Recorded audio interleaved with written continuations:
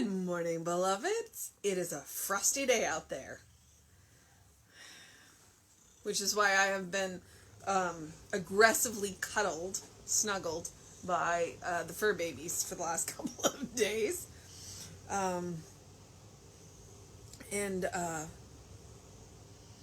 If you have it may be too late by the time you see this, but if you have a good zoom on your camera, go out, go to your car. If it's still got frost on it, zoom it all the way in as much as you just go all the way and take pictures of the frost. It's phenomenal. It looks like a different universe, and it's the frost on your car. It's really cool. That's what I did this morning. We opted to walk instead of ride because it was so cold, and I stopped and took some frost pictures, like the frost on the leaves and things like that. But benefits of the cold weather is frost pictures. I don't get snow pictures. I know where I live. All right. It is December 17th, and our title is I Know That I Live in the Changeless Reality. The world passeth away, and the lust thereof, but he that doeth the will of God abideth forever. And that is 1 John 2:17. All right.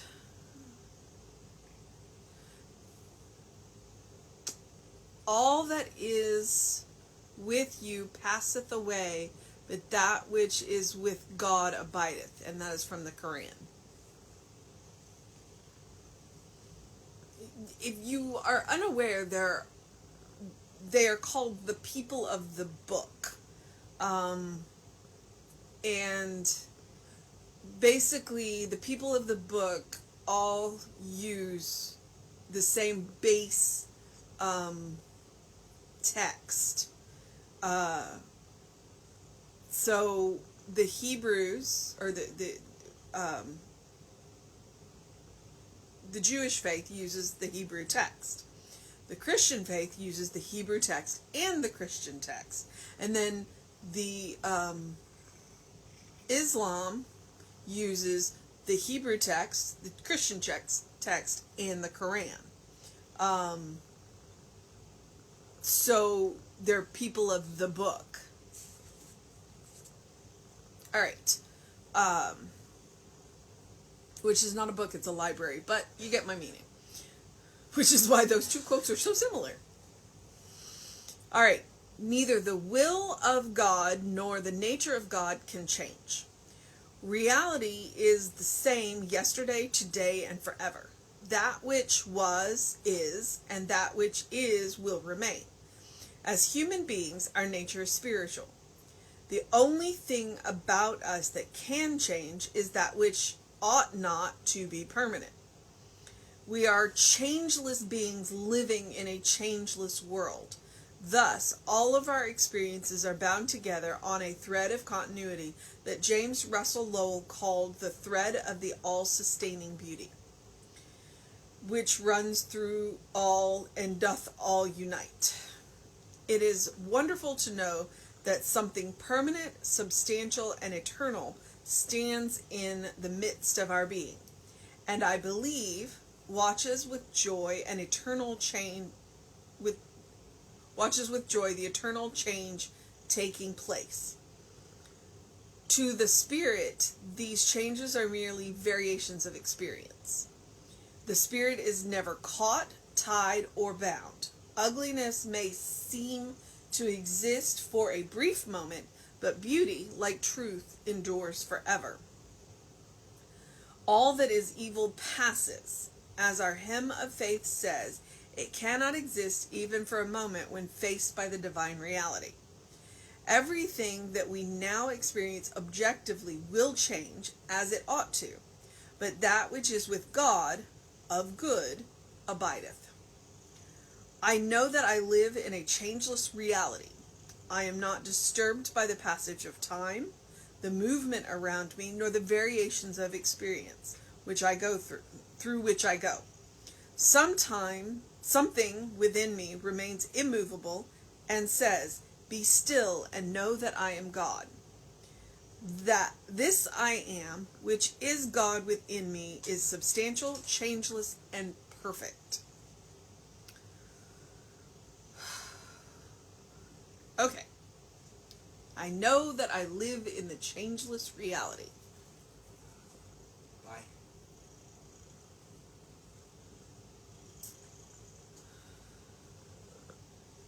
I know that I live in the changeless reality.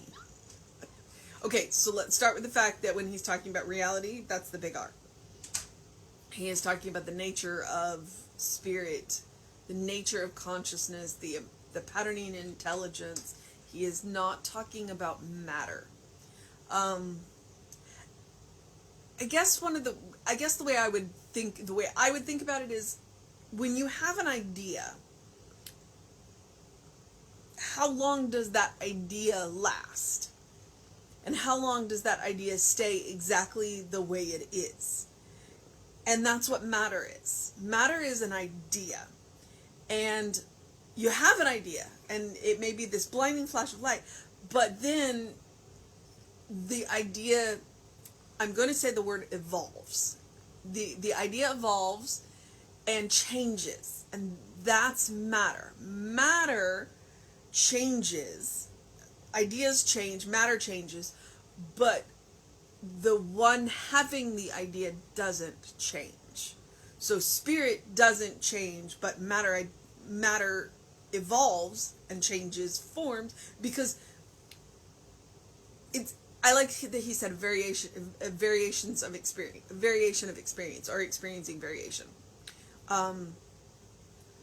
So I know that I live in the changeless reality. I know that I live in the mind having the idea.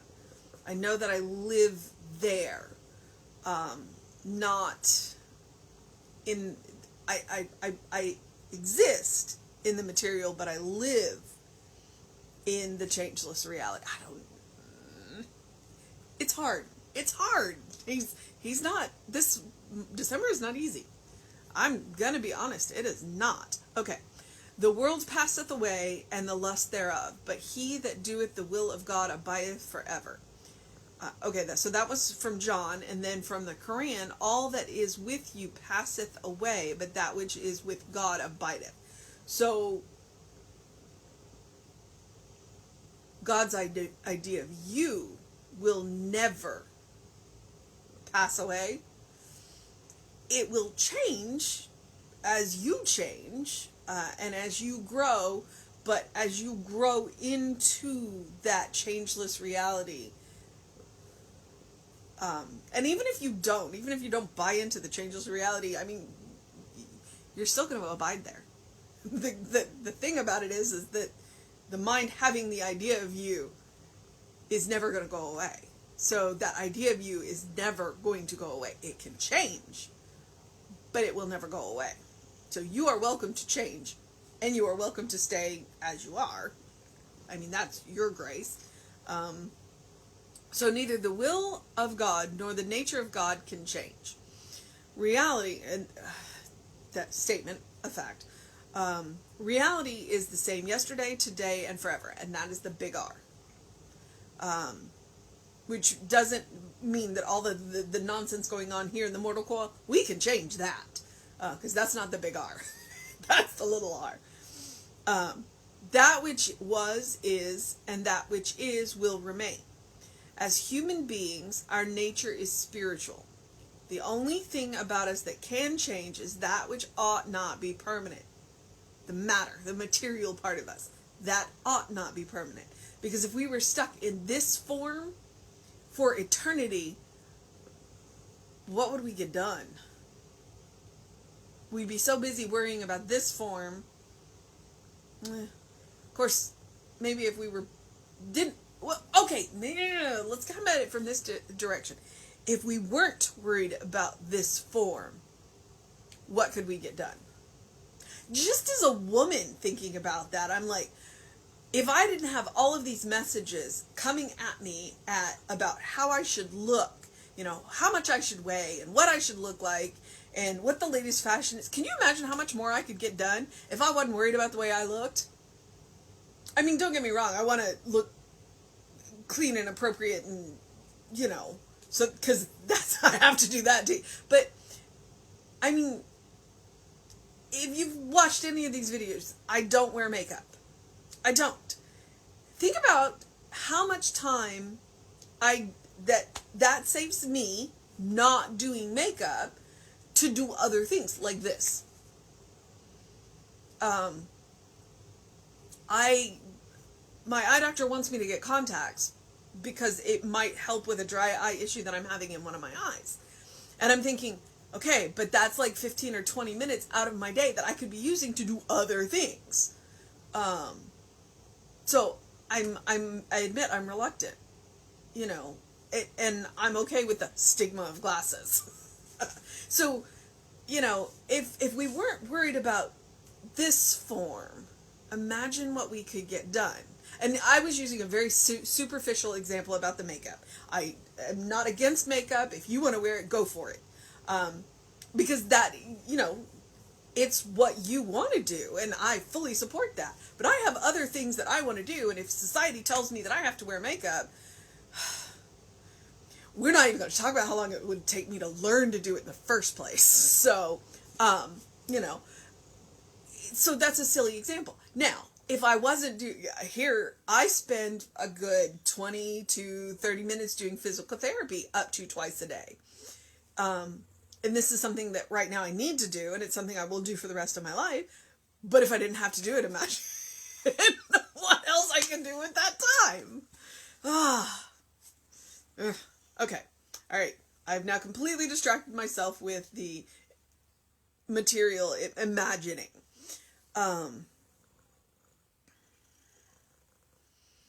So, ought not be permanent. That's what I'm talking about. If we don't worry beyond the basic necessity of worrying about this form, imagine what we could do. That was the whole point of that. We are changeless beings living in a changing world. Thus, all of our experiences are bound together on a thread of continuity, which when I took a class with Amit Goswami, and it was on reincarnation. I mean, he's from India, so of course it was on reincarnation. And what he said is that one of the things, the way that they described it in that class was that our consciousness is strung together like a string of pearls. So we have these pearls on a thread, and the thread is our consciousness running through, and the pearls are our lives. It's an interesting way to think about it. So it's like there is a thread of continuity, a string of pearls, and that James Russell Lowell called the thread of the all-sustaining beauty, which runs through all and doth all unite. We also talk about the golden thread. Okay. It is wonderful to know that something permanent, substantial, and eternal stands in the midst of our being, and I believe watches with the joy of the eternal change taking place.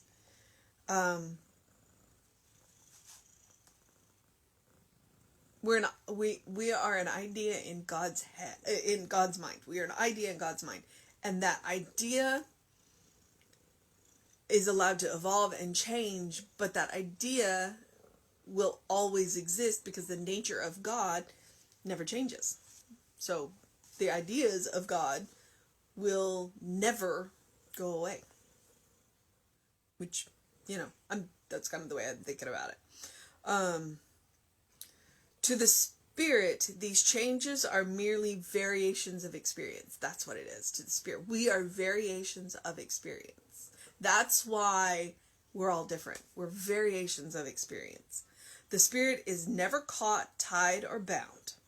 Ugliness may seem to exist for a brief moment, but beauty, like truth, endures forever. So we acknowledge that everything isn't perfect in this world. But we also acknowledge that the idea behind everything, the big R, is good. It's God, it's spirit, it's truth.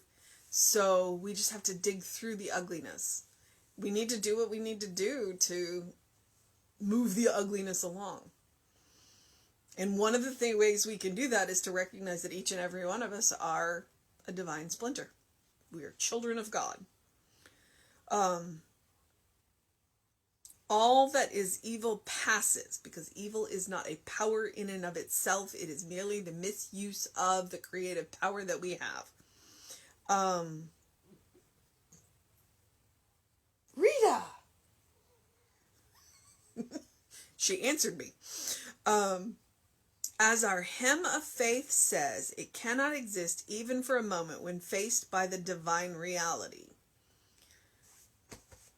Everything that we now experience objectively will change as it ought to. Now this is in quotes. But that which is with God, parentheses, of good, abideth. Okay, so onto our affirmation. I know that I live in a changeless reality. I am not disturbed by the passage of time, the movement around me, nor the variations of experience through which I go. Something within me remains immovable and says, "Be still and know that I am God."